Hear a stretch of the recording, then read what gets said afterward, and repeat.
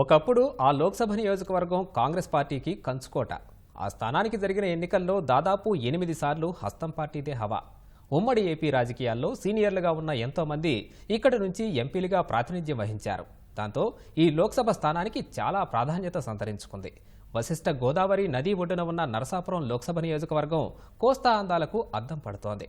కొన్ని రోజుల క్రితం వరకు రాష్ట్ర వ్యాప్తంగా అందరి దృష్టిని ఆకర్షించిన ఈ నియోజకవర్గంలో ఏ పార్టీ ఆధిక్యం కనపరుస్తుంది? అభ్యర్థుల బలాబలాలేంటి? సామాజిక సమీకరణాలు ఎంతవరకు పనిచేయనున్నాయనే విషయాలను ఈ కథనంలో చూద్దాం. నరసాపురం నియోజకవర్గం 1952లో ఏర్పాటైంది. మొదటి నుంచి ఇది జనరల్ కేటగిరీ స్థానం కాగా ఈ నియోజకవర్గం పరిధిలో 7 శాసనసభ స్థానాలున్నాయి. ఆచంట, పాలకొల్లు, నరసాపురం, భీమవరం, ఉండి, తణుకు, తాడేపల్లిగూడెం అసెంబ్లీలు నరసాపురం పార్లమెంటు పరిధిలోకొస్తాయి. ఇప్పటి వరకు జరిగిన ఎన్నికల్లో కాంగ్రెస్ పార్టీ 8 సార్లు విజయం సాధించగా తెలుగుదేశం పార్టీ 4 సార్లు, భాజపా 2 సార్లు, సిపిఐ, వైకాపా ఓసారి గెలుపొందాయి. ఓటర్ల విషయానికొస్తే 2024 ఓటర్ల జాబితా ప్రకారం నియోజకవర్గంలో మొత్తం 14.62 లక్షల మంది ఓటర్లు ఉండగా పురుషులు 7.17 లక్షలు, మహిళలు 7.44 లక్షలు, ట్రాన్స్జెండర్లు 74 మంది ఉన్నారు.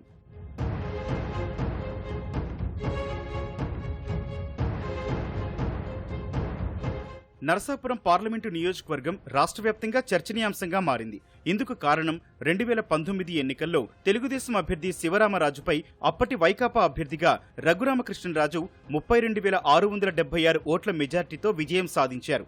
ఆ తర్వాత పార్టీలో తనకెదురైన పరిస్థితుల నేపథ్యంలో రఘురామ వైకాపాకు దూరంగా ఉంటూ సొంత పార్టీ నేతలకే పక్కలో బల్లెంలా మారారు. ఈసారి కూడా రఘురామ నరసాపురం పార్లమెంట్ నుంచే పోటీ చేస్తారని ఊహాగానాలు బలంగా వినిపించాయి. అందుకు తగ్గట్లే ఆయన కూడా పలు సందర్భాల్లో తాను పోటీలో ఉంటారని చెప్పడంతో ఆ ఊహాగానాలకు మరింత బలం చేకూరింది. అయితే చివరి నిమిషంలో పొత్తులో భాగంగా ఆ స్థానాన్ని భారతీయ జనతా పార్టీ నుంచి భూపతిరాజు శ్రీనివాసవర్మకు కేటాయించడంతో ఊహాగానాలకు తెరపడింది.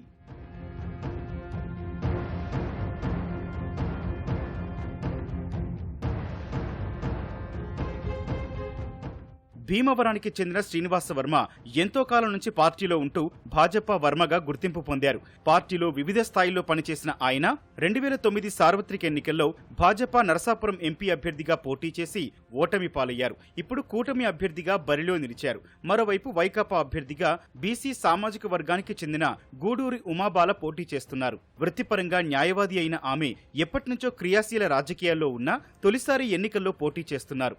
ఇక కాంగ్రెస్ నుంచి కొర్లపాటి బ్రహ్మానంద నాయుడు బరిలో నిలిచారు. ప్రధానంగా ఇక్కడ కూటమి, వైకాపా మధ్య పోటీ నెలకొంది.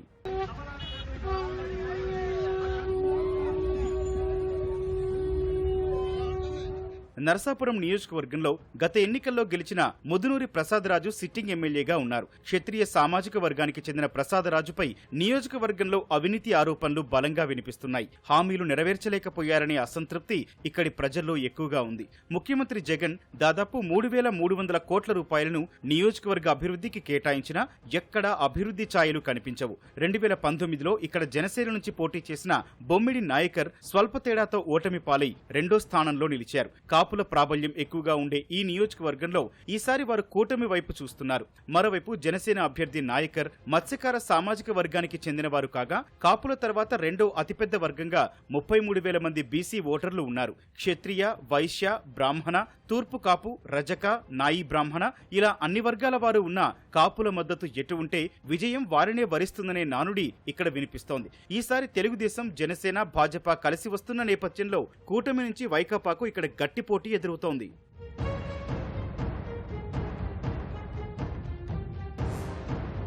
పాలకొల్లు నియోజకవర్గం తెలుగుదేశం పార్టీకి కంచుకోట. నిమ్మల రామానాయుడు ఇక్కడ సిట్టింగ్ ఎమ్మెల్యేగా ఉన్నారు. 2014లో తొలిసారిగా ఎమ్మెల్యేగా గెలిచిన ఆయన 2019లో రాష్ట్రమంతా ఫ్యాన్ గాలి వీచినా పాలకొల్లు నుంచి రెండోసారి విజయం సాధించారు. నిత్యం ప్రజలకు అందుబాటులో ఉండే నేతగా, ప్రజల మనిషిగా ఆయనకు నియోజకవర్గంలో మంచి పేరుంది. పార్టీ ఆదేశించిన కార్యక్రమాలతో పాటు వినూత్న కార్యక్రమాలతో వైకాపా విధానాలను ఎండగడుతూ తనదైన శైలిలో రాజకీయం చేస్తున్నారు. ఈసారి ఎన్నికల్లోనూ ఆయన విజయం ఖాయంగా కనిపిస్తోంది. ఇక వైకాపా అభ్యర్థిగా గుడాల శ్రీహరి గోపాలరావు ఇక్కడి నుంచి పోటీ చేస్తున్నారు. గతంలోనూ ఈయన నిమ్మల రామానాయుడు చేతిలో ఓడిపోగా మరోసారి ఇక్కడి నుంచే తన అదృష్టాన్ని పరీక్షించుకుంటున్నారు. కాంగ్రెస్ నుంచి తొలిసారిగా కొలుకులూరి అర్జున్ రావు పోటీలో ఉన్నారు.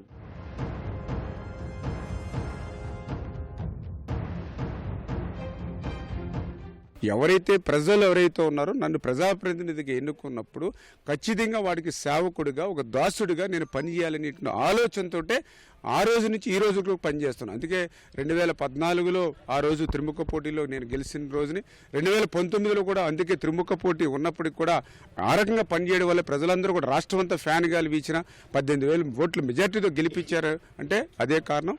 నేను ఈవేళ ప్రతిపక్షంలో ఉన్నప్పటికీ కూడా 5 సంవత్సరాలు కూడా అట్లానే నాకు చేతనైనంత వరకు ప్రభుత్వంతో పోరాడి చేస్తున్నా, లేదంటే ఉద్యమించాను, వాళ్ళకి న్యాయం చేసుకుంటూ వస్తున్నాను. జగన్మోహన్ రెడ్డి ప్రభుత్వంలో 175 నియోజకవర్గంలో కూడా అభివృద్ధి 0.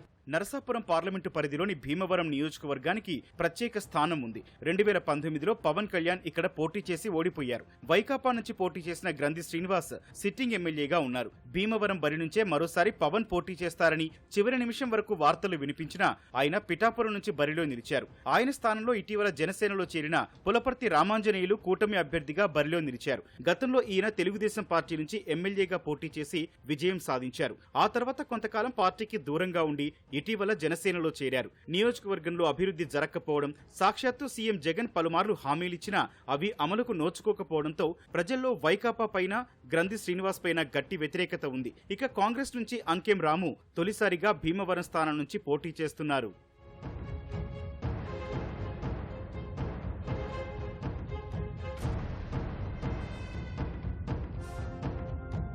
నరసాపురం లోక్సభ నియోజకవర్గంలో తెలుగుదేశం పార్టీకి కంచుకోట లాంటి మరో నియోజకవర్గం ఉండి 2019 ఎన్నికల్లో ఫ్యాన్ జోరులోనూ తెలుగుదేశం పార్టీ నుంచి గెలిచిన మంతెన రామరాజు ఇక్కడ సిట్టింగ్ ఎమ్మెల్యేగా ఉండగా ఆ పార్టీ విడుదల చేసిన మొదటి అభ్యర్థుల జాబితాలోనే ఆయన పేరు ఉండటంతో మరోసారి ఆయన పోటీ పక్కాగా కనిపించింది. అందుకనుగుణంగానే ఆయన ప్రచార కార్యక్రమాల జోరు పెంచి విస్తృతంగా ప్రజల్లో తిరిగారు. అయితే చివరి నిమిషంలో తెలుగుదేశం పార్టీ కండువా కప్పుకున్న వైకాపా రెబల్ ఎంపీ రఘురామకృష్ణరాజు ఉండి స్థానం నుంచి పోటీకి పట్టుబట్టడంతో తప్పనిసరి పరిస్థితుల్లో సిట్టింగ్ ఎమ్మెల్యే అయిన రామరాజుకు జిల్లా అధ్యక్షుడిగా బాధ్యతలు అప్పగించి పోటీ నుంచి తప్పించారు. విభేదాలను పక్కన పెట్టి ప్రస్తుతం రామరాజు రఘురామకృష్ణరాజుకు మద్దతుగా విస్తృతంగా ప్రచారం చేస్తున్నారు. 2014లో తెలుగుదేశం నుంచి ఇక్కడ ఎమ్మెల్యేగా గెలిచిన శివరామరాజు ఈసారి స్వతంత్ర అభ్యర్థిగా పోటీకి దిగారు. ముమ్మరంగా ప్రచారం నిర్వహిస్తూ జనాల దృష్టిని ఆకర్షించే ప్రయత్నం చేస్తున్నారు. గత ఎన్నికల్లో పోటీ చేసి ఓడిపోయిన పీవీఎల్ నరసింహారాజునే మరోసారి వైకాపా బరిలోకి దింపింది. కాంగ్రెస్ పార్టీ నుంచి వేగేసిన వెంకట గోపాలకృష్ణరాజు తొలిసారి తన అదృష్టాన్ని పరీక్షించుకుంటున్నారు.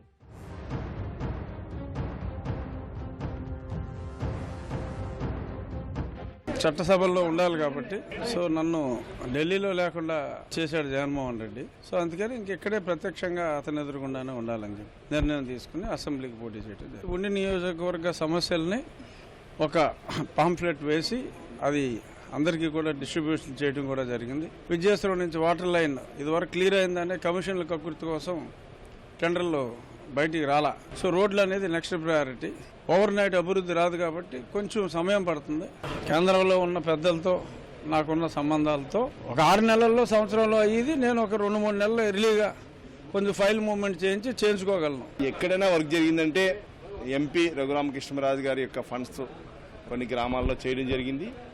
అదేవిధంగా అది కాకుండా ఎక్కడైనా ఫండ్స్ అంటూ వచ్చినాయి అంటే కేంద్ర ప్రభుత్వం ఎన్ఆర్జీఎస్ ద్వారా వచ్చినటువంటి రోడ్స్ కానీ డ్రైన్స్ కానీ జరగడం జరిగింది. ముఖ్యంగా ఈరోజు మన యొక్క ప్రాంతంలో అక్వారంగం ఎంతో నిర్వియోగం అయిపోయి ఉంది. దీనిపై ప్రత్యేకమైన ప్రణాళిక ఉంటేనే కానీ రాబోయే రోజుల్లో అక్వారంగాన్ని ముందరికి తీసుకెళ్లే పరిస్థితి కనపడతా ఉంది. తణుకులో సిట్టింగ్ ఎమ్మెల్యేగా ఉన్న మంత్రి కారుమూరి నాగేశ్వరరావు వివాదాస్పద వ్యాఖ్యలతో తరచూ వార్తల్లో నిలుస్తుంటారు. వీటితో పాటు 5 ఏళ్లలో మంత్రి కారుమూరిపై అవినీతి ఆరోపణలు సైతం పెద్ద ఎత్తున వినిపించాయి. గత ఎన్నికల్లో తెలుగుదేశం నుంచి పోటీ చేసిన ఆరిమిల్లి రాధాకృష్ణ కారుమూరికి గట్టి పోటీనిచ్చారు. కేవలం 2000 ఓట్లతో ఓడిపోయిన ఆరిమిల్లి మరోసారి కారుమూరిని ఎదుర్కొంటున్నారు. అయితే 2019లో విడివిడిగా పోటీ చేసిన తెలుగుదేశం జనసేన మధ్య ఓట్లు చీలడం వైకాపాకు కలిసిరాగా ఈసారి ఇక్కడ వైకాపాకు గట్టి ఎదురుదెబ్బ తగలడం ఖాయంగా కనిపిస్తోంది.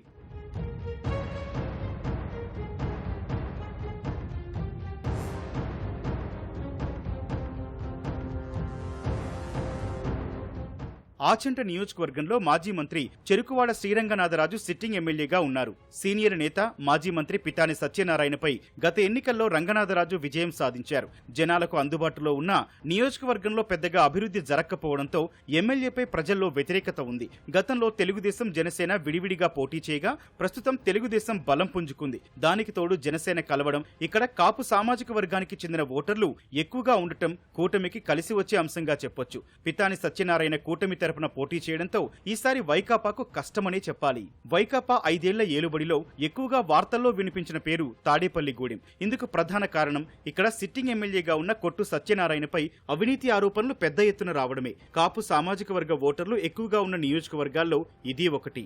ఈసారి కూటమి నుంచి బొలిశెట్టి శ్రీనివాస్ బరిలో నిలిచారు. తెలుగుదేశం జనసేన ఇక్కడ సమఉజ్జీలుగా ఉండగా ఈసారి వారిద్దరూ కలిసి వస్తున్న నేపథ్యంలో వైకాపాకు సవాల్గా మారింది. మొత్తంగా పార్లమెంటు పరిధిలో కూటమి పరిస్థితి చాలా ఆశాజనకంగా ఉండగా వైకాపాకు ఇబ్బందికర పరిస్థితులు ఎదురవుతున్నాయి.